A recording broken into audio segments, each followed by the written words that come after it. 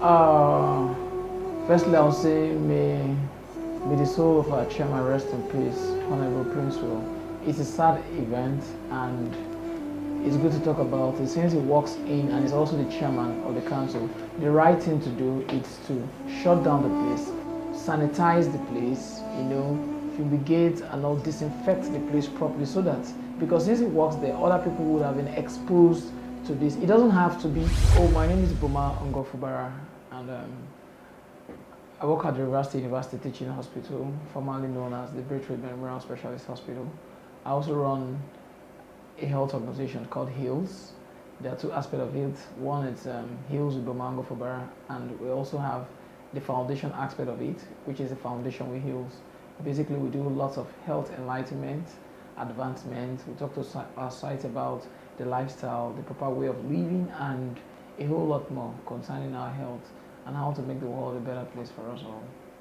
Okay, that's beautiful. Okay, so at the moment, the entire world is experiencing what we call coronavirus, and then the World Health Organization has tagged it to be a world pandemic. And now we're looking at the Kalabari globally at hand now. So we're also looking at the psychological fear of this coronavirus and how to manage it. So what do you really have to say concerning this? Oh, it's no news that coronavirus is a pandemic and it has changed the way humanity was before. We can't even remember how we lived our lives prior to this time, and it has raised lots of serious health issues, mental health issues amongst us, especially our Kalabari people, but a lot has been done, a lot is still going on, and a lot will be done. Looking at the pandemic, it has affected us in a lot of ways, especially in our mental health, where prior to this time, even the fear of the coronavirus has changed our attitude towards things. We can't shake hands, we can't greet people, we need to maintain social distance, we need to use face masks. If we want to cough, we need to put our hands like this at our elbow, and a whole lot. It has done a whole lot for us, and the effect in our mental health and even in our health, it's enormous. Those that are ill, aside from the coronavirus, because of what's going on in the society, especially amongst the Kalabari people, can't access proper health because the hospitals are also not safe for them. The fear of coronavirus has also masked the fear of other conditions. Aside from coronavirus, we have malaria. Malaria still kills. We have hypertension. We have diabetes mellitus. We have also other chronic illnesses like cancers. No one is talking about those ones, and those people need special attention. In the course of this coronavirus, we are told by the authorities to stay at home. Staying at home has lots of other implications. It has altered our sleep patterns, it has changed our eating habits, it has redefined us to ways that we are not used to, and as such it has exposed us to other health issues. Mentally, it has even increased the incidence of depression. So a whole lot more. Those that have underlying conditions are now even dying from those conditions. Those that even have emergencies cannot access proper health care, and a whole lot. So. Okay, that's fine. So now let's take a look at the Calabaris in the aspect of the riverine. In Niger Delta, we find ourselves to be people that lives on the riverine area, where quite a lot of people, like our fathers and our sisters, our brothers, our daily activities, which is our occupation, is fishing. Permit me to digress a little to the issue we have in Bonny axis, where fishes are dying, and then of recent, there are, I think, 2 confirmed cases of COVID in Bonny. So at the moment, Kalabari hasn't recorded any case, but we have a suspected death to be COVID, which is the local government chairman. Now, let's look at how to manage it. And the NCDC has asked the entire ASALGA council, not the local government, but the entire ASALGA local government council, to give a break at the moment for 21 days as they study the people and also the council. As a medical doctor, what do you think must have been the cause? Because it is not a confirmed case, it's a suspected case to be coronavirus. Firstly, I'll say may the soul of our chairman rest in peace, Honorable Prince Will.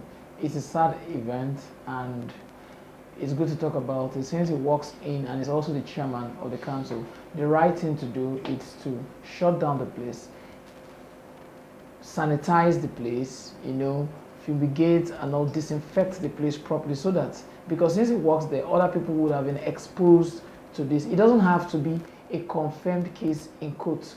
They say prevention is better than cure. So it's good to prevent and shut down the place and tell everyone to go at home, observing the right protocol, social distancing. If you have symptoms of the coronavirus, fever, cough, chest pain, difficulty in breathing, some even say anosmia, loss of taste, loss of smell. If you have all that, let the authorities know, so we can now start taking proper check and see how we can come around it. I think what the NCD have done, it's the right thing, it's the right step in the right direction, but it's a sad experience. Okay, so, we saw a report which has not been confirmed, but I quote, they said he had an heart attack and was immediately rushed to the hospital, where they tagged him to be a suspected case before he gave up the ghost. Is there anything he would have done, or maybe people like him, would have done to make sure such an incident don't happen, especially in these trying times? Yes, like I said before, it's a challenge. I don't know him personally, but the pictures I saw, I've seen him in certain occasions. He's on a big side, and looking at him physically, I don't think he's fit. He's obese, and that alone predisposes us to lots of other conditions. He could just be walking and falls down. Obesity is a major complication to lots of other conditions, like people that have diabetes mellitus. It's terrible. It may not even be the COVID. It could be something else. So sorry to cut you short on this. So if it may not be the COVID, you're also aware that he was buried immediately. So as a medical doctor, and then quite a lot of medical doctors all over the world are watching at the moment, it may not be the COVID. So why do you think they don't need to confirm before burying him in such a manner? Yes, personally, I think samples must have been taken. Samples must have been taken to ascertain the cause of death. Maybe autopsy. I'm not sure, but like the news have it that he was buried immediately. It could be anything. His condition physically predisposes him to a lot of things. It could be respiratory stress. It could be from heart attack. It could be from anything because of the way he is. But now burying him immediately, I think those that managed him and the NCDC and all that knows why. They know why they did that. It could likely also be from COVID-19, and they are trying to limit the spread by burying him immediately, because now trying to do a burial and all that, it exposes the entire Kalabari people to more infection. And I think what they have done is the best thing for us all. Okay, so it's sad, we have a beautiful culture and want to showcase our culture once again, but I don't think at this point of time it's necessary. Okay, that's a beautiful one. So once again, let me draw our minds to the entire ASALGA people. What is their fate? Because there might be a lockdown because of this death, and also the entire ASALGA, especially the headquarters of ASALGA, which is Buguma, to be precise. What do they need to do at the moment? Should they stop the movement, or do you think lockdown will help for these 21 days, or just the council alone, it's okay? Now,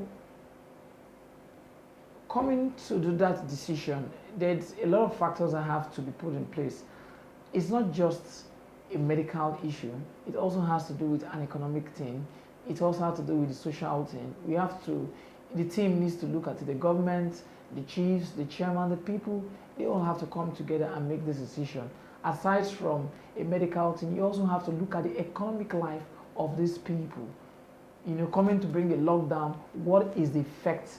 What is the effect of this lockdown? What is it going to be on the people? Is it beneficial to the people? What is it going to be? How is it going to affect the economy of the people? So it's those that have the proper information, like the health status, what killed him and all that, can take decision. NDDC can take decision, but in taking decision, a team has to come put in place to look at the economic value of the town now. There was lockdown in Port Harcourt. It was relaxed. you know, and we also hear the values are increasing and all that. So we can just say maybe people can be at home, self-isolate. If you have symptoms, report to the authorities, wash your hands properly, don't touch your face, you know, all that, and we move ahead from there. But to say we should put the entire ASALGA on a lockdown, I cannot say that. I cannot say that. I cannot say that because people come in and out of ASALGA. So what of those are coming to ASALGA, and what are the economic activities like now? The chairman is no more there. A lot of things are going to go on. How people eat, like we also said, it could be from something else. What of those that are ill? How will they get their supplies? How will they stock up the food? The children. So it's not just a straightforward thing. We have to put up a team to look into it and come up with the best decision. But I'm sure the decision they're taking so far, it's for the good of the people. And whatever decisions they're going to take will be good for the ASALGA people and the general Kalabari people. So how do you see the average health of the Kalabari man, especially those living close to riverbank? The Kalabari people are special people, culturally. I'm talking about the health. I'm talking about the totality of the Kalabari people now. Okay. Okay, the health of the Kalabari people, so far, we've not had lots of stories about the Kalabari people, the riverine people, especially the Kalabari people, not until this came up. And living close to the waters, it's also helpful, you know. The health of the Kalabari helps. people, yes, I think. You have fresh air, you have, it's always, sure. We are exposed to the rivers, we have fresh fish and all that helps. We don't do lots of junk, so even our diets, you know, the Kalabari people know how to eat good food. All that helps in boosting the immunity of the people at this time. So health-wise, I think the Kalabari people as a whole are very healthy people. And aside from that, you know, the Kalabari people are very educated and they know how to take care of their health. So far, I think the Kalabari people are doing very well. Okay, thank you so much. So, do you have any word of advice for our youths, especially in this world pandemic? Yes, it's a trying time for all of us. All over the world is a trying time. I think we should all be together. This is not a time to fight. We should all come together as a people. It's not just a medical thing. It has to do with the economy. It has to do with, it's a war. And for us to win this war, it's not just dependent on an individual washing his or her hands. It has to do with every other person, you know. I think we all have to come together as a people to fight this virus. We should be our brothers' neighbors. We should wash our hands, maintain social distance, wash our hands properly, limit the gathering to the number of persons the society say we should limit it to. And aside from that, doing all these things is going to help us, you know. But we should have it in mind that it is not a war for one person. It's a time that we should unite as a people and come to fight this together. I know we'll win at the end of the day. We'll win. Okay, thank you so much, Dr. Boma Ingo Fubara. Thank you for having me once again in our studio here. And so thank you also for enlightening the Kalabari people on the psychological effect of coronavirus fear and how to manage it. Thank you so much once again for having you. Kalabari TV studio here at Port Harcourt. My name is Asitan Pukima. I'm Master Kengema Kalabari Onyete.